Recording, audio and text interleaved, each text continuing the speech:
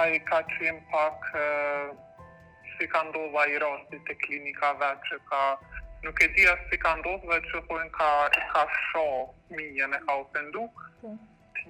Të njëjtat fjallë, si me thonë, të njëjtat shprehje i përdora dhe me fëmijë edhe diçka që muj me thonë është se ai nuk punon me fëmija. Pak, çdo 2 muaj që ndrohen stazherët, fëmija ka me pas çdo 2 muaj si me thonë, një logoped tjetër që ka me u marrë me të. Se Fazliu nuk qëndron në seancat me fëmijët shumicën e kohës, e konfirmojnë edhe stazhierët tjera.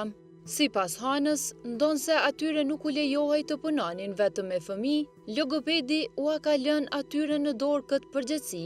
Mirë po në momentin që unë kam fillu, ai thjesht veç ka thonë që ky rast është, ti bani që kushtrim edhe mua nuk ka dhënë udhëzime, ka dalë prej seancës edhe nuk u kthy më në ashtim një orë gjys 2. Tashti me një farë mënyre, jo me një farë mënyre, po ma ka jo përgjegjësien sikur unë me përfundu punën e tij. Sipas saj, këtë shqetësim ajo e kishte ngritur edhe zyrtarisht. Po, shumicën e kohës po. Po edhe në momentin që o kanë, nashti ka qëndru në klasë 1 minutë dhe ka dojtë me njëherë.